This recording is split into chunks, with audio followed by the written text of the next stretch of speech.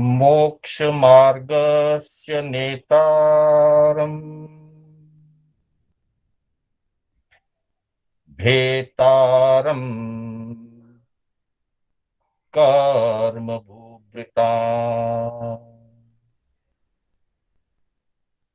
ज्ञातारम् विश्वतत्त्वानाम्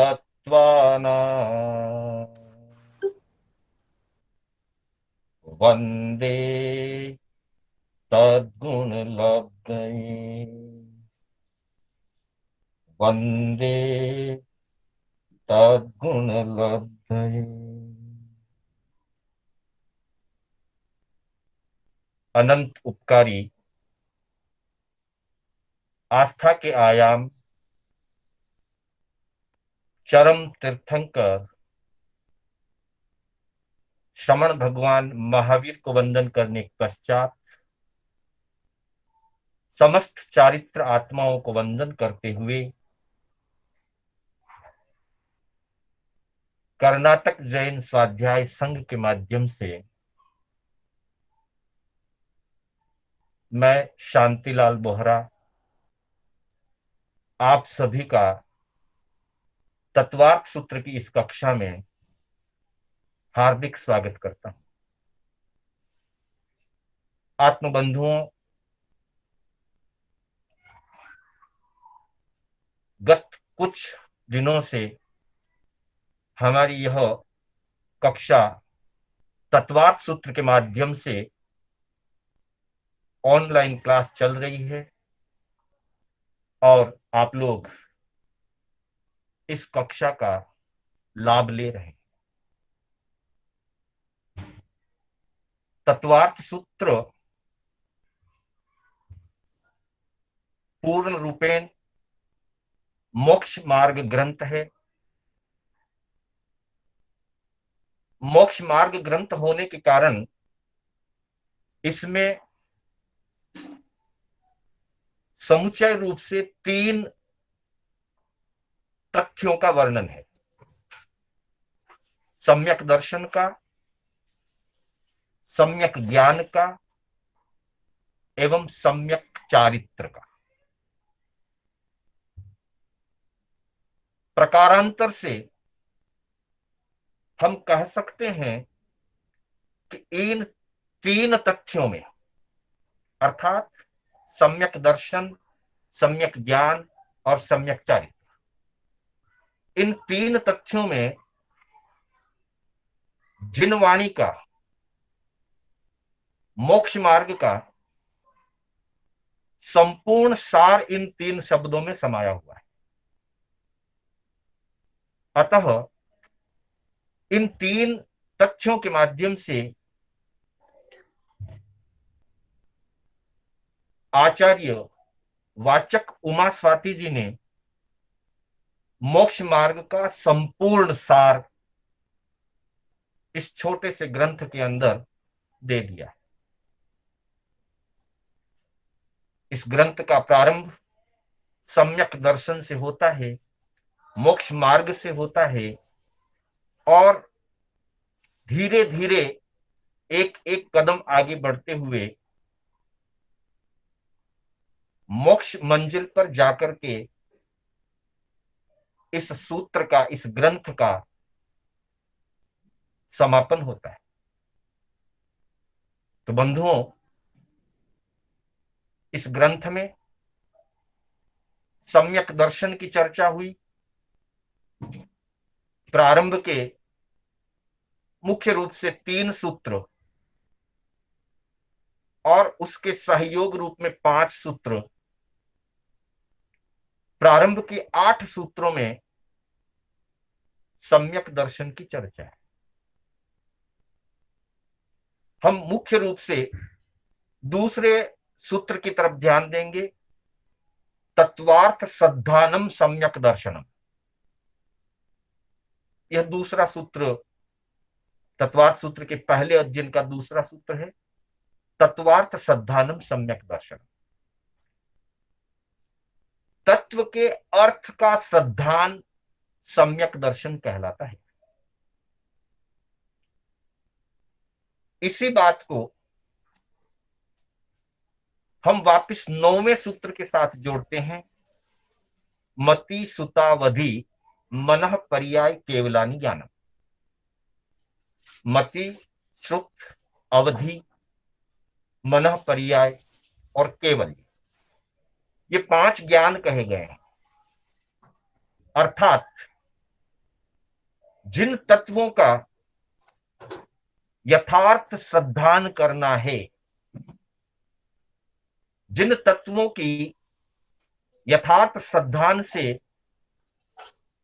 सम्यक दर्शन प्रकट होना है, उन तत्वों को पहले जानना योग्य है। क्योंकि किसी भी विषय पर, किसी भी व्यक्ति पर, किसी भी मार्ग पर जब तक व्यक्ति जानकारी नहीं प्राप्त कर ले, वहां तक उस पर वो विश्वास कैसे करेगा। और बिना जाने, बिना परखे, बिना समझे अगर किसी चीज पर विश्वास किया जाए, तो किसी अपेक्षा से उस विश्वास को अंधश्रद्धा या अंधभक्ति भी कहा जा सकता है। और उसके लिए जैन दर्शन में कोई स्थान नहीं है, न अंधभक्ति के लिए है, न अंधश्रद्धा के लिए। जैन दर्शन यथार्थवादी दर्शन है। जैन दर्शन वास्तविकता को स्वीकार करने वाला दर्शन है। अतः वह उसी बात पर श्रद्धा करता है, उसी तत्व पर श्रद्धा करता है जिस तत्व को वह स्वयं जान लेता है। अतः जैन दर्शन के अनुसार आराधना साधना करने वाला व्यक्ति पहले जीवादि 9 तत्वों को जानता है, जानने का पुरुषार्थ करता है, मोक्ष मार्ग को समझता है, जानने का समझने का पुरुषार्थ करता है, और फिर उसके ऊपर जो उसने जाना है, जो उसने तत्वों का बोध पाया है ज्ञान के माध्यम से, वह उस पर यथार्थ श्रद्धा करता है। हालांकि दर्शन का विशेष महत्व है, इसलिए तत्वार्थ सूत्र के अंदर पहले सम्यक दर्शन की चर्चा की है, लेकिन सम्यक दर्शन की चर्चा और सम्यक दर्शन की प्राप्ति जीवादि तत्वों के ज्ञान के बिना हो नहीं सकती। इसलिए जैसे ही दर्शन का विषय एक विराम पर पहुंचा, अगले ही सूत्र में यानी कि 9वें सूत्र के अंदर ज्ञान का विषय प्रारंभ किया। कल हमने ज्ञान की व्याख्या करते हुए बहुत संक्षिप्त रूप में 5 ज्ञान, उनकी प्रमाण विभाजना और कौन से प्रत्यक्ष प्रमाण हैं, कौन से परोक्ष प्रमाण हैं, इन सारी बातों की थोड़ी सी चर्चा हमने की थी। और साथ ही हमने यह भी जाना था कि यह जो ज्ञान है, केवल्य ज्ञान या अनंत ज्ञान जिसको कहते हैं, वह केवल ज्ञान, अनंत ज्ञान, शायिक ज्ञान है, जो संपूर्ण ज्ञानावरणीय कर्म के सयोपशम होने से प्राप्त होता है। शेष 4 ज्ञान, मति ज्ञान, श्रुत ज्ञान, अवधि ज्ञान और मन प्रयोग ज्ञान, ये 4 ज्ञान सयोपशमिक ज्ञान है। आंशिक रूप से कर्मों का क्षय होने पर और शेष कर्मों के प्रभाव का कमजोर हो जाने पर, क्षीण हो जाने पर, उसका प्रभाव क्षीण हो जाने पर ये 4 सयोपशम ज्ञान प्राप्त होते हैं।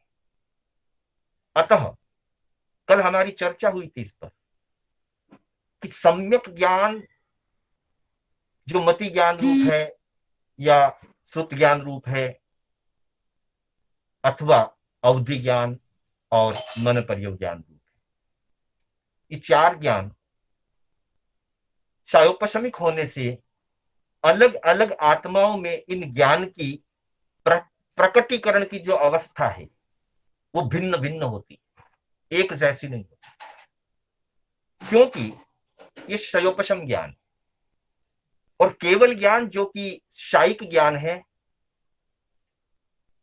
केवल ज्ञानी प्रत्येक वस्तु को द्रव्य से, क्षेत्र से, काल से और भाव से अनंत स्वरूप में पहचानता है।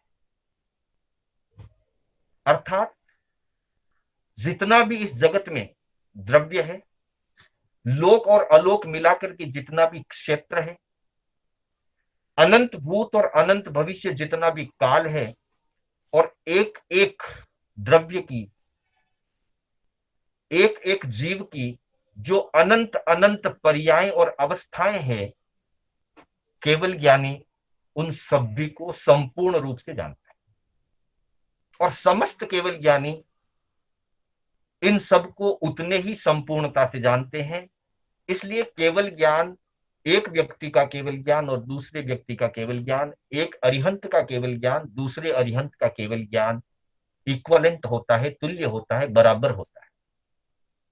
परंतु मतिसुत आदि जो ज्ञान है वो भी अपनी अपनी मर्यादा को लिए हुए इन्हीं द्रव्य, क्षेत्र, काल और भाव की अवस्थाओं के द्वारा जीव और अजीव जो जानने योग्य हैं उन द्रव्यों के स्वरूपों को जानने का काम करता है। मति ज्ञान भी यही काम करता है, श्रुति ज्ञान, अवधि ज्ञान और मन पर्योग ज्ञान भी यही काम करता है।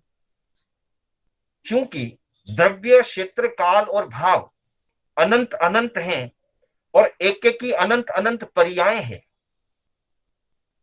अतः मति ज्ञानी, सुत ज्ञानी अनंत को तो जान नहीं सकता, मन पर्योग ज्ञानी और अवधि ज्ञानी भी अनंत को नहीं जान सकता। इसलिए कोई जीव किसी पर्यायों को जानेगा, कोई जीव किसी क्षेत्र को जानेगा, कोई जीव किसी भावों से जानेगा, कोई जीव किसी काल को जानेगा। जिसने अमुक काल को जाना है दूसरा भी अमुक काल को ही उपयोग करे, जरूरी नहीं है।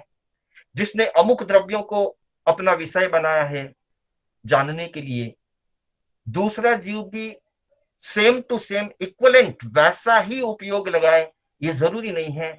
इस दृष्टि से हमारी कल चर्चा हुई थी कि जो चार क्षयोपशमिक ज्ञान है, उन चार क्षयोपशमिक ज्ञानों का किसी एक ज्ञान धारक से किसी दूसरे ज्ञान धारक से 100% इक्वलेंट नहीं हो सकता। मोटे तौर पे काफी चीजें बराबर हो सकती है कि एक व्यक्ति ने जितना आगम अध्ययन किया दूसरे ने भी उतना ही आगम अध्ययन किया हुआ है, एक को जितने क्षेत्र का अवधि ज्ञान हुआ दूसरे को भी उतने ही क्षेत्र का अवधि ज्ञान हुआ हो, ऐसा हो सकता है। लेकिन पर्यायों में और भावों में कहीं न कहीं डिफरेंट रहेगा ही। इस दृष्टि से चार ज्ञान के धारक दूसरे के किसी दूसरे जीव के साथ इक्वल नहीं हो सकते, लेकिन केवल ज्ञान के धारक अनंत आत्माएं भी हमेशा इक्वलेंट रहती है। इतनी चर्चा हमारी कल हुई और फिर प्रत्यक्ष प्रमाण और परोक्ष प्रमाण की हमने चर्चा की। इसमें मति ज्ञान और सुत ज्ञान जो है वो परोक्ष प्रमाण है, क्योंकि मति और सुत ज्ञान का संबंध इंद्रियों से और मन के माध्यम से है। बिना इंद्रिय और मन के माध्यम को ग्रहण किए किसी भी जीव को मति ज्ञान और सुत ज्ञान प्राप्त नहीं होता है। अवधि ज्ञान, मन पर्योग ज्ञान और केवल ज्ञान, जिन जिन का बोध अवधि और मन पर्योग ज्ञान करता है, उस समय उस बोध के लिए उसे इंद्रियों के सहयोग की आवश्यकता नहीं होती। और केवल ज्ञान तो संपूर्ण ज्ञान है, इसलिए उसे अनिंद्रिय ज्ञान या अतीन्द्रिय ज्ञान कहा जाता है। वहां पर भी इंद्रियों की आवश्यकता नहीं। इसी बात को आगे बढ़ाते हुए जब हम अगले सूत्र की तरफ चलते हैं तो सबसे पहला ज्ञान जो है वो मति ज्ञान है। तो मति ज्ञान की अपेक्षा से चर्चा हो रही है कि मति ज्ञान कहते किसको हैं और मति ज्ञान प्राप्त कैसे होता है और किस क्रम से उसका विकास होता है। 13वें सूत्र के अंदर मति ज्ञान का परिचय दिया गया है। 13वां सूत्र हमारे सामने उपस्थित है। मति स्मृति संज्ञा चिंताभिनिबोध इत्यनर्थांतरम। वापिस एक बार सुनिए, मति स्मृति ही संज्ञा चिंताभिनिबोध इत्यनर्थांतरम। और संधि विच्छेद के रूप में मति स्मृति संज्ञा चिंता अभिनिबोध इति अर्थ अंतरम। अर्थात बंधुओं, यहां पे मति ज्ञान के विषयक जानकारी देते हुए मुख्य रूप से जो शब्द दिए हैं, मति, दूसरा स्मृति, तीसरा संज्ञा, चौथा चिंता और पांचवा अभिनिबोध। और साथ ही ये सूचित किया है कि ये इत्यनर्थांतरम इति अर्थ अंतरम, इन पांचों के स्वरूप में, अर्थ यानी स्वरूप, इन पांच शब्दों के स्वरूप में अंतरम यानी अंतर, डिफरेंट, अन इति नहीं है। अर्थात मति स्मृति संज्ञा चिंता और अभिनिबोध, इन पांचों के स्वरूप में कोई अंतर नहीं है। यानी कि ये पांचों ही एक ही अर्थ को मुख्य रूप से प्रस्तुत करते हैं। मतलब मति ज्ञान कह दो, स्मृति ज्ञान कह दो, या संज्ञा कह दो, अथवा चिंता कह दिया जाए, या अभिनिबोध कह दिया जाए, ये सारे मति ज्ञान के ही अर्थ को बताने वाले हैं। विशेष रूप से सूक्ष्म दृष्टि से थोड़ा थोड़ा पर्यायों का फर्क। मोटे तौर पर ये पर्यायवाची शब्द है, लेकिन फिर भी अवस्था विशेष की अपेक्षा से थोड़ा थोड़ा अर्थ कहा गया। और उसमें कहा कि जो वर्तमान की किसी वस्तु का बोध ग्रहण करता है, उस समय उसे मति कहा जाता है। वर्तमान में सामने जो उपलब्ध है, जो विचारना उसके अंतर में है, या सामने जो दृश्य है, मुख्य रूप से वर्तमान विषयक जब मति होता है तो उसे मति ज्ञान कहते हैं या मति कहते हैं। लेकिन पूर्व काल में, भूतकाल में हमने जो जानकारी प्राप्त की और वो जानकारी हमारे अंदर में स्थित है,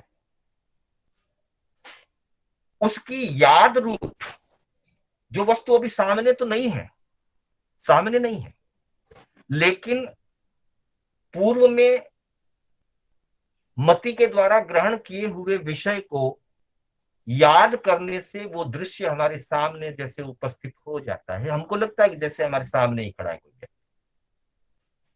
उसको स्मृति कहते हैं। स्मृति का मतलब याद करना, याद आना, याद रखना। तो दूसरा इसका एक काल की अपेक्षा से, वर्तमान काल की अपेक्षा से नाम मति दिया, भूतकाल के किए हुए को पुनः स्मरण करने का नाम स्मृति दिया, और तीसरा शब्द दिया है संज्ञा, जिसमें वर्तमान और भूत दोनों के समन्वय से जब कोई चीज क्रिएट होती है, जैसे मान लीजिए किसी वस्तु को हमने पहले देखा हुआ है, किसी व्यक्ति वस्तु आदि के बारे में पहले जाना हुआ है, अभी वो स्मृति में नहीं है, लेकिन अचानक वो सामने आ जाए, अचानक वैसा दृश्य खड़ा हो जाए, वैसी कोई वार्तालाप हो जाए, तो पूर्व की स्मृति ताजा हो जाती। अब उस पूर्व की स्मृति को ताजा करने में वर्तमान का कोई निमित्त या वर्तमान की कोई दृश्य, व्यक्ति, वार्तालाप निमित्त बनी, तो वर्तमान के निमित्त से भूतकाल में रहा हुआ दृश्य स्मरण में आ जाए, भूतकाल का जाना हुआ ज्ञान याद आ जाए, उसे संज्ञा कहते हैं। अर्थात मति मात्र भूत वर्तमान विषयक है, स्मृति मात्र भूतकाल विषयक है, क्योंकि याद तो पहले की चीज ही आएगी, जो पहले हुआ उसी को हम याद कर सकते हैं। इसलिए स्मृति भूत में जो चीज घटी है या जो हमने पहले याद किया हुआ है और आज उसको याद रख रहे हैं, उसको स्मृति है। आज पढ़ नहीं रहे पर उसको याद रखा हुआ है।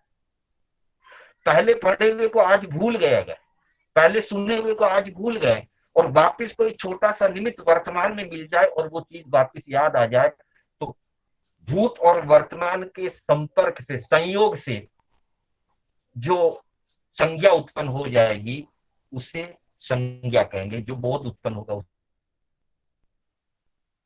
बंधुओं, हमारी चर्चा 13वें सूत्र पे चल रही थी। मति, स्मृति, संज्ञा, चिंता, अभिनिबोध, इन 5 शब्दों को लेकर के हमारी चर्चा हो रही थी। मति का अर्थ वर्तमान विषय, जिसे हम बुद्धि भी कह सकते हैं। स्मृति का अर्थ है पूर्व काल की जो हमारी ज्ञान, हमारा स्मरण रहा हुआ है, उसको स्मृति में रख लेना, उसका याद आते रहना, वो स्मृति है। अर्थात स्मृति भूतकाल की होती है और मति वर्तमान विषय होता है, मुख्यता की दृष्टि से। वैसे इन पांचों का लगभग सामान्य से एक ही अर्थ है। फिर संज्ञा की बात करते हैं तो कहा कि भूतकाल में जो स्मृति में रहा हुआ था, भूतकाल में जो हुआ हुआ था, वर्तमान का कोई निमित्त आने पर वो याद आ गया, उसका नाम संज्ञा है। जैसे 4 संज्ञाओं की बात हमने की, चारों संज्ञाएं अनादिकाल से जीव के साथ लगी हुई है, और वर्तमान में जैसे ही ऐसा कोई निमित्त सामने आता है तो वो संज्ञा एकदम से बढ़ जाती है। जैसे भोजन को देखते ही भूख याद आ जाती, अथवा धन आदि को देखते ही परिग्रह की, लोभ की भावना याद आ जाती। तो भूतकाल और वर्तमान दोनों का मिलकर के जो एक रूप बनता, उसे संज्ञा कहा। और भविष्य के दुख से कुछ ख्याल करते रहना, या भविष्य की योजना के बारे में कुछ ख्याल करते रहना, उसका नाम है चिंता। व्यक्ति विभिन्न प्रकार की चिंताएं करता है, भविष्य की कल्पनाओं के लिए, भविष्य की योजनाओं के लिए, है वो मति ज्ञान ही, लेकिन भविष्य विषयक होने से उसे चिंता कहते हैं। और 5वां शब्द है अभिनिबोध। अभिनिबोध इन चारों के लिए एक सामान्य शब्द है। अभिनिबोध में मति, स्मृति, संज्ञा, चिंता, इन सब का समन्वय है। इसलिए आगम में ज्यादातर जहां 5 ज्ञान का वर्णन आया है, नंदी आदि के अंदर, नंदी सूत्र में, थानांग आदि सूत्र में, वहां सिर्फ मति ज्ञान शब्द नहीं दिया, अभिनिबोधिक ज्ञान दिया है। और अभिनिबोधिक शब्द का अर्थ होता है कि सामने कोई चीज है, और सामने रही हुई चीज को निमित्त करके जो बोध होता है, उसे अभिनिबोधिक कहते हैं। अब सामने किसके है? तो मति जो ज्ञान प्राप्त होता है वो इंद्रियों के निमित्त से होता है। अगला सूत्र कनेक्टेड होता है, 14वां सूत्र भी इसके साथ में, और 14वां सूत्र है तदिंद्रिय निंद्रिय निमित्तम। तदिंद्रिया निंद्रिय निमित्तम, 14वां सूत्र। वह जो तदिंद्रिया निंद्रिय निमित्तम सूत्र है 14वां, यह जो मति ज्ञान है, यह या तो इंद्रियों से होता है और मन से होता है। तो अब इसको अभिनिबोध के साथ हम कनेक्ट करते हैं इस सूत्र को। अभिनिबोध कहता है कि सामने आई हुई द्रव्य और पर्यायों से जो बोध होता है, उसको अभिनिबोध ज्ञान कहते हैं, जिसमें मति, स्मृति, संज्ञा, चिंता सारी चीजें आ जाती। चाहे हम मति कर रहे हैं, चाहे स्मृति कर रहे हैं, पूर्व की चीज याद कर रहे, तभी वर्तमान जुड़ा हुआ है। संज्ञा में वर्तमान जुड़ा हुआ है। चिंता भविष्य की करते हैं, लेकिन करते वर्तमान में, इसलिए वर्तमान इनडायरेक्टली रूप से हर चीज के साथ जुड़ा रहता है। तो कहा कि जो सामने आए, किसके सामने आए? इंद्रियों के सामने। हमारी इंद्रियां वस्तु के विषय को ग्रहण करती है। आंख है, वो रंगों को ग्रहण करती है। नाक है, वो गंध को ग्रहण करती है। तो आंख के सामने जब रंग आएंगे, नाक के सामने जब गंध के पुद्गल आएंगे, इसी तरह से कान के सामने शब्द के पुद्गल आएंगे। सामने का अर्थ सिर्फ आंखों से देखना ही नहीं है, पांचों इंद्रियों का संबंध है।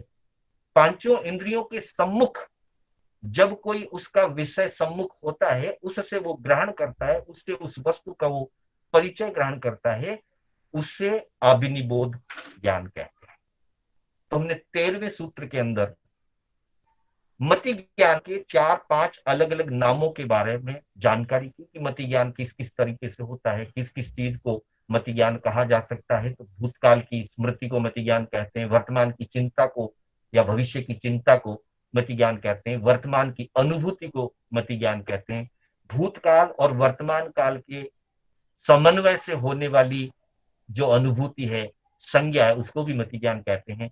और फाइनली कहा कि इंद्रियों के सामने उसके ग्रहण करने योग्य पुद्गल और पर्याय जब उसके सामने आती है, विषय उसके सामने आते हैं, उन विषयों को जब वो ग्रहण करता है तब उसे अभिनिबोधि ज्ञान कहते हैं। उसके बाद हम अगले सूत्र की तरफ चल रहे हैं, जो 14वां सूत्र है। 14वें सूत्र की तरफ हम आगे बढ़ रहे हैं। 14वां सूत्र है तदिंद्रिया निंद्रिय निमित्तम। वह मति ज्ञान जो हमने 5 प्रकार ऊपर कहे हैं, वो मति ज्ञान इंद्रिय के और अनिंद्रिय के निमित्त से होता है। वह मति ज्ञान या तो इंद्रिय के कारण से होगा, यानी कि 5 प्रकार की जो इंद्रियों की बात कही है, श्रोत इंद्रिय, चक्षु इंद्रिय, घ्राण इंद्रिय, रसना इंद्रिय, स्पर्श इंद्रिय, उन 5 इंद्रियों से जो विषय ग्रहण किया जाएगा, उस विषय के ग्रहण करने से हमें मति ज्ञान की प्राप्ति होगी। अर्थात कुछ शब्दों को सुन करके मति ज्ञान की प्राप्ति होगी, कुछ रंगों को देख करके होगी, कुछ वस्तु के सुगंध को लेकर के होगी, इसी तरह से चख करके, या बहुत सामान्य होगा।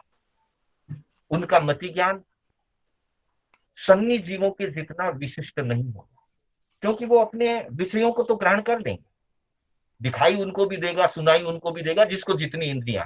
एक इंद्रिय है तो खाली स्पर्श से उसको बोध मिलेगा, बेइंद्रिय है तो उसको स्पर्श और स्पर्श के साथ में रस के माध्यम से भी कुछ सेंसिटिविटी उसको हो जाएगी, तेंद्रिय को सुगंध से भी होगी, चौरेंद्रिय को रंगों का भी पता चलेगा, और पंचेंद्रिय को शब्दों का भी पता चलेगा। पता तो इंद्रियों से चल जाएगा, लेकिन उन 5 अलग अलग इंद्रियों से जो पता चला है, उसका समन्वय, उसका चिंतन मनन वो असन्नी जीव विशेष रूप से नहीं कर पाएंगे। इसलिए उनका जो मति ज्ञान, सामान्यतः वह मति ज्ञान बहुत क्षीण होगा, और मन युक्त जो है उनका मति ज्ञान थोड़ा विशेष होगा। इसलिए तदिंद्रिया निंद्रिय निमित्तम, अनिंद्रिय और इंद्रिय।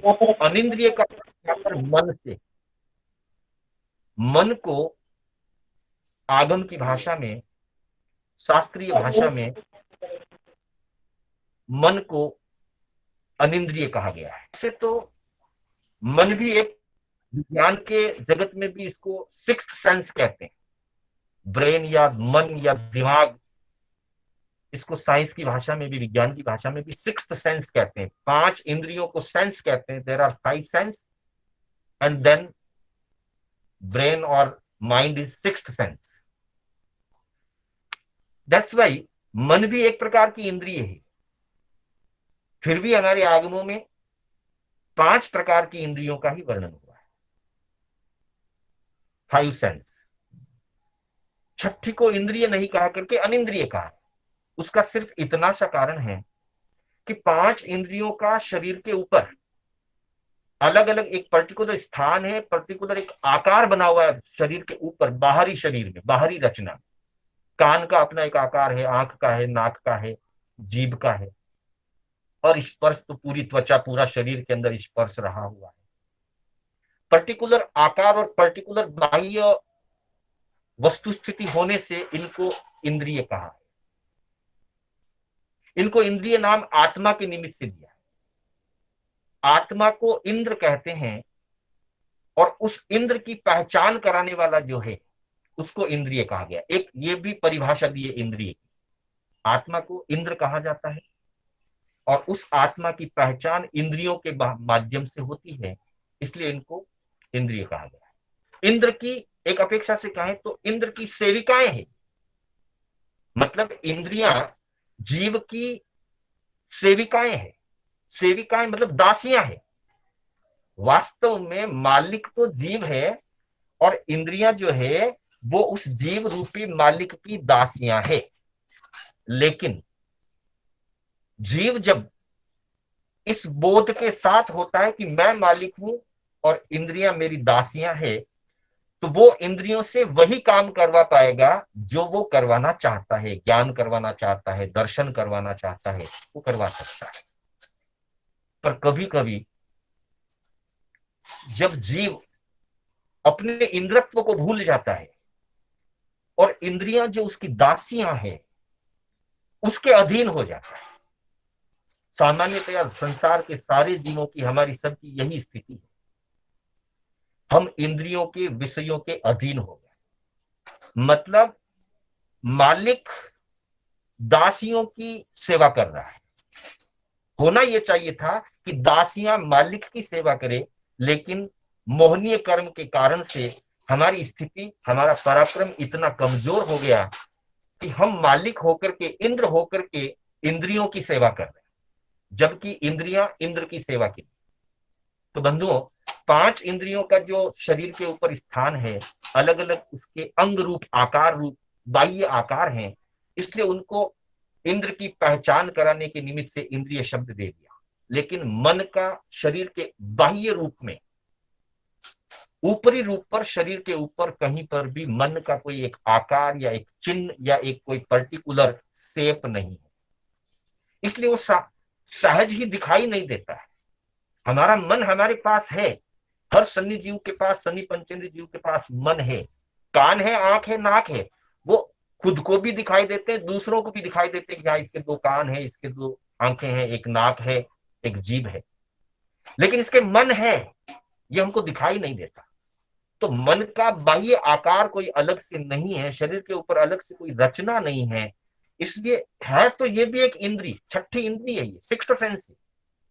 फिर भी इसको आगमों में इस अपेक्षा से, बाह्य आकार अलग से न होने की अपेक्षा से, मन को आगमकार अनिंद्रिय कहते हैं। मतलब है तो इंद्रिय, लेकिन इंद्रिय जैसा आकार वाला नहीं है, इसलिए अन शब्द जोड़ दिया, अनिंद्रिय। तो यहां हमारी ये चर्चा चल रही है कि जो मति ज्ञान है, जो पूर्व में पांच भेद मति ज्ञान के बताए या पांच प्रकार बताए मति ज्ञान के, स्मृति, संज्ञा, चिंता, मति, अभिनिबोधिक, ये सारे इंद्रिय और अनिंद्रिय के निमित्त से होते हैं। तो विषय जब सामने उपस्थित होता है, वस्तु जब सामने उपस्थित होती है, उस वस्तु में वर्ण, गंध, रस आदि पर्याय है। अरूपीय तो उसकी अपनी अलग पर्याय है। वे पर्याय जब इंद्रियों के सम्मुख प्रकट होती, पुद्गल की पर्यायों को तो आंख पकड़ सकता है, नाक कान पकड़ सकता है, लेकिन अरूपी की पर्यायों को आंख नाक कान नहीं पकड़ सकता। आंशिक रूप से जो हमें श्रुत ज्ञान आदि के माध्यम से जो परिचय मिलता है अरूपी द्रव्यों का, मन उसके साथ जुड़ता है, और इंद्रियों से जो हमने ग्रहण किया उसके साथ भी मन जुड़ता है।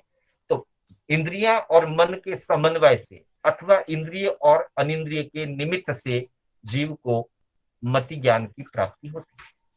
इसलिए मति ज्ञान की परिभाषा हुई कि जो ज्ञान जीव को इंद्रिय के निमित्त से और अनिंद्रिय के निमित्त से प्राप्त होता है, प्रकट होता है, इन पांचों के छयों के साधन के द्वारा प्रकट होता है, उसे मति ज्ञान कहते हैं।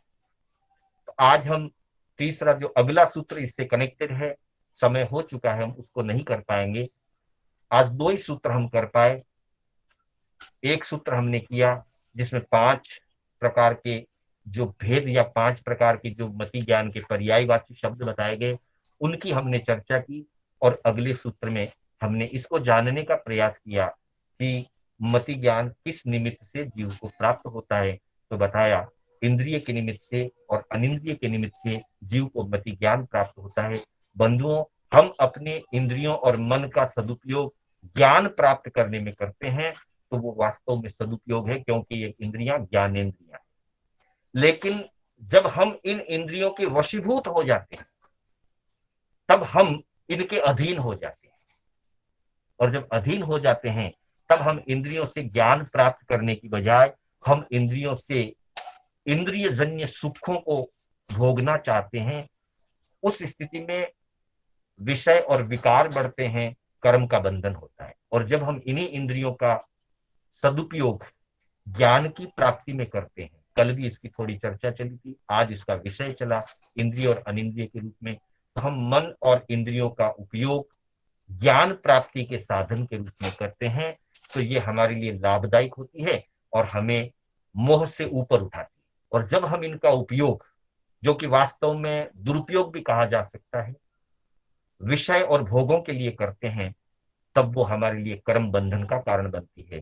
तो हम इन इंद्रियों का उपयोग कर्म बंधन के कारणों की बजाय कर्म काटने के माध्यम के रूप में, क्योंकि ज्ञान प्राप्त होगा तो ज्ञान से हमें सद्बोध होगा, और सद्बोध होने से सम्यक दर्शन होगा, और सम्यक ज्ञान और सम्यक दर्शन का जब समन्वय होगा तो ज्ञानस्य फलम विरति, हमारे अंदर वैराग्य की भावना जगेगी और हम विषयों से ऊपर उठेंगे और मोक्ष मार्ग की तरफ एक कदम भी अगर आगे बढ़ा पाएंगे तो हमारी ये इंद्रियां मिलना हमारे लिए सार्थक हो जाएगा।